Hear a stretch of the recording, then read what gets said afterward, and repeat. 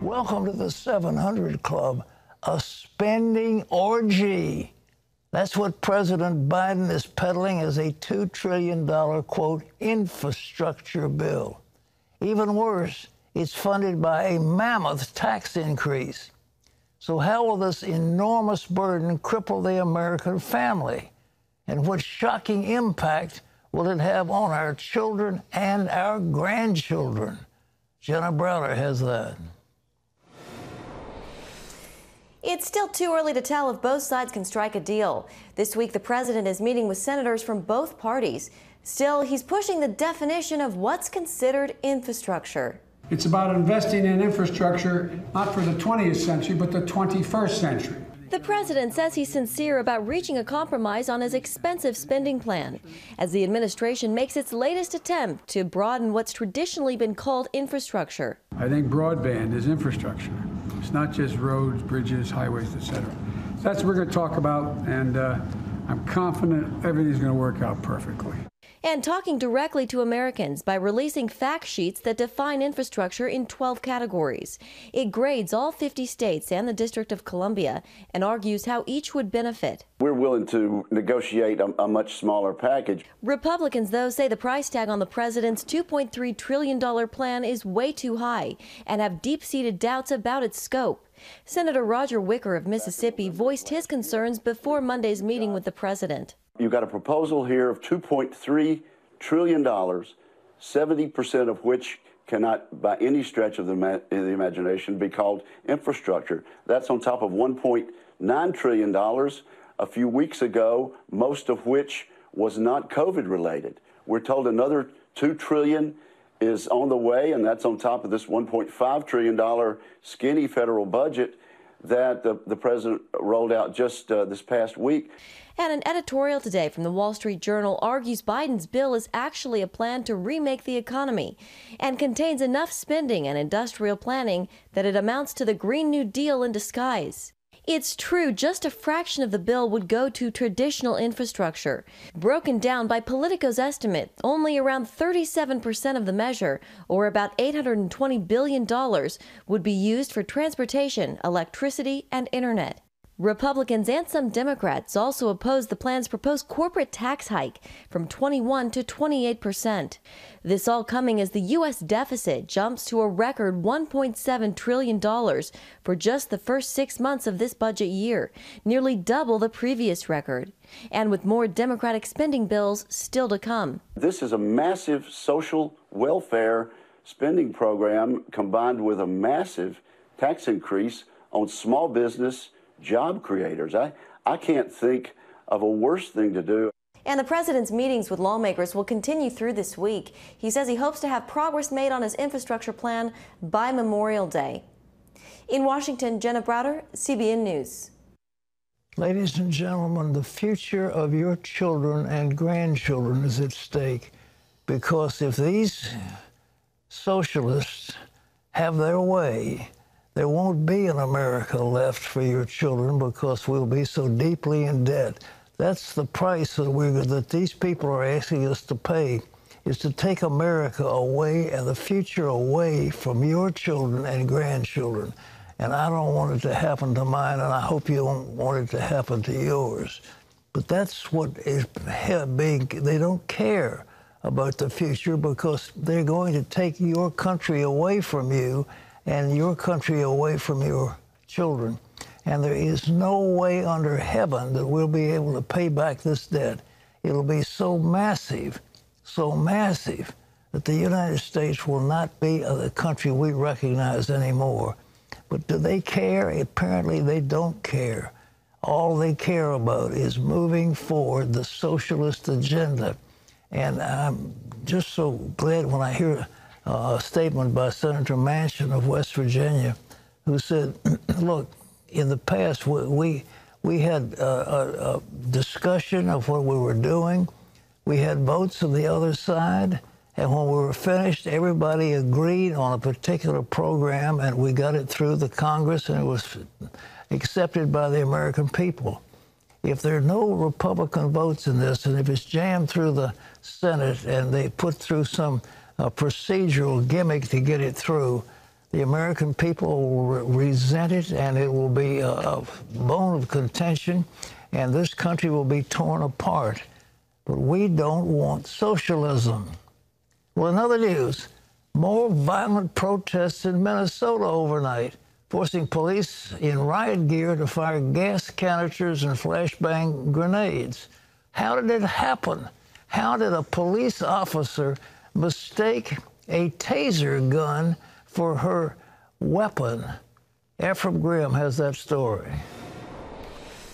Pat, protesters and police faced off in the Minneapolis suburb of Brooklyn Center hours after the governor announced a curfew from dusk to dawn.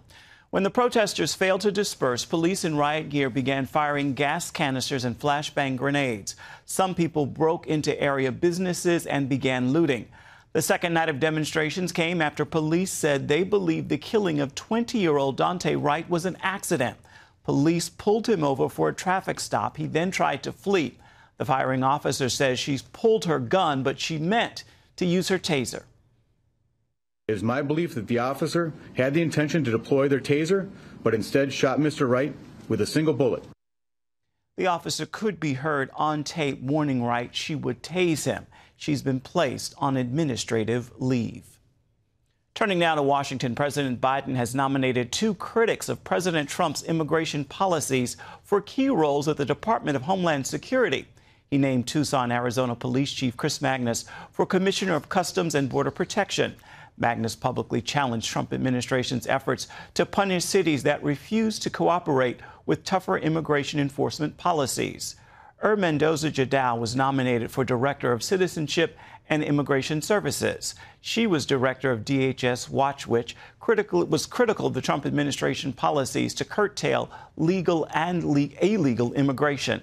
The move comes as Biden's administration has made a deal with Mexico, Honduras, and Guatemala to send security forces to their border to try to reduce the surge of immigration to the United States. We turn now overseas. Russia's foreign minister was asked today why it has tens of thousands of troops deployed along Ukraine's eastern border. He replied, "The answer is very simple. We live there. It is our country." Moscow has amassed troops, tanks, artillery, and armed personnel carriers along its shared border with Ukraine in recent weeks, prompting concerns in Washington and European capitals about Russia's ambitions. George Thomas takes a closer look. Folks living along Ukraine's border with Russia are once again bracing for possible war. People in eastern Ukraine are really scared. Michael Cherenkov with the Christian group Mission Eurasia just returned from the front line. Mission Eurasia runs several bread-making facilities in the war zone. Cherenkov says recent violence between Ukrainian soldiers and Russian-backed separatists has everyone there on edge. They expect Russian invasion anytime. Moscow has reportedly massed more than 80,000 troops in recent weeks along Ukraine's eastern border. Peter Dickinson with the Atlantic Council tells CBN News the world should be concerned about Russia's deployment of tanks, artillery, and armored personnel carriers. The build-up is certainly designed to give the impression that Russia is prepared to launch a major offensive. Ukraine's president, following a recent tour with soldiers on the border, urged Russia to pull its troops back. Stephen Pfeiffer, former U.S. ambassador to Ukraine, tells CBN News that Moscow's tactic is to scare the government in Kiev and also test the West's reaction. This is basically Russian saber rattling designed to unnerve Kiev. The Russians do this periodically, although this is quite different in terms of the scale. Secretary of State Antony Blinken expressing concern about Russia's troop buildup. We have real concerns about Russia's actions on the borders of Ukraine. There are more Russian forces massed on those borders than at any time since 2014. The question is Russia going to continue to act aggressively and recklessly? If it does, the president's been clear, there'll be costs. The White House, however, not saying whether the U.S. would intervene if Moscow launched an invasion. Still, 2 U.S. Navy destroyers are headed to the Black Sea as a warning to Russia. Ukrainian forces and Russia-backed separatists have been fighting in eastern Ukraine since Moscow's 2014 annexation of the Crimean Peninsula. More than 14,000 people have died in the conflict as efforts to reach a peace agreement have stalled. Meanwhile, Cherenkov's group remains in the war zone, helping not only feed the hungry, but also share the gospel with those living on the front lines. We encourage local people to trust God, to pray, and that's our Christian message, just to turn their hearts toward God and Jesus Christ. George Thomas, CBN News. Of course, many watching to see exactly how the United States will respond. Pat? Now, the Ukraine had intermediate nuclear weapons, and they gave them up on the assurance that NATO would defend them against some kind of Russian aggression. And it did not happen when Russia moved in and took the Crimea, and it looks like NATO is not going to defend them now. And Terry, you've been working in the Ukraine with Orphans Prophet. Well, what do you got over there? Well, we have a lot of work done in the war zone right now because there are many people who've left, but there are many people who have nowhere to go. Sure. So just providing food, doing something with the children, making the word of God known is a big deal. What are those people saying, though? I mean, are they afraid that the Russians? Oh, I think they're very afraid. And you know that. Well, you saw a number of years ago when that invasion happened, and Kyiv was at the center of it. Kiev was. I mean, these are, you know, there are a lot of young guys who've lost their lives. A lot of, you know, nobody's really come to their defense the way they need to. The United States hasn't provided them with enough for what they're facing. I mean, well, this is betrayed. Essentially, they had the intermediate nukes and they gave them up, and so it's. I mean, we're betraying a lot of people because we, I guess, say we can't be the world's policeman. But anyhow, Ephraim, what's next? Pat, as the U.S. re-enters negotiations with Iran over its nuclear program, some say helping those being held in prison in Iran, including Christians and Muslims, must be part of the deal. Jennifer Wishon explains. Christians and other religious minorities face imprisonment and torture in Iran because they're seen as a threat to the Islamic regime. Yusuf Nadakani is the leader of the evangelical church in Iran. He was pastoring a thriving flock of 400 members when he was violently arrested in 2018. It was his most recent in a long record of run-ins with Islamic law enforcement that included being sentenced to death, all for practicing his Christian faith. He's currently incarcerated at the nation's notorious Evin prison, and he's not alone. Iran routinely mistreats, imprisons, and tortures non-Muslims. The Iranian government must be held accountable for their abhorrent treatment of Pastor Yusuf.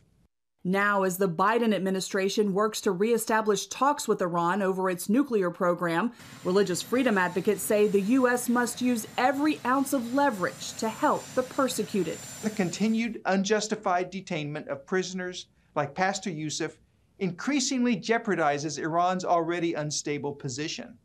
Commissioner Johnny Moore quoted Wang Shenyu, an American who was held hostage for 3 years in the same prison that houses Pastor Yusuf. Iran has demonstrated that it changes its behavior only in response to strength in the form of American-led international pressure. If the present administration returns to the JCPOA without extracting concessions from Iran beyond the nuclear threat, it will relinquish all U.S. leverage over the regime. Diplomacy can't succeed without leverage. Appeals to the Biden administration came during a hearing to highlight the Prisoners of Conscience program sponsored by the U.S. Commission on International Religious Freedom. Family members advocated for their loved ones who've been jailed for their faith or belief. Susanna Coe spoke about her husband Raymond, who served as pastor of the Evangelical Church of Malaysia before disappearing during this well-orchestrated abduction. He loves to tell Bible stories to whoever that is willing to listen. And since the commission began its Prisoners of Conscience program, 14 have been released. Jennifer Wishon, CBN News. Troubling stories of persecution. Pat? You know, I think they're right when they tell it. Those people will not react merely to verbal messages. You cannot talk them out of it. You've got to force them into doing things. And if they think there is a price to be paid for their conduct, then they might reform. Without it, it's not going to happen.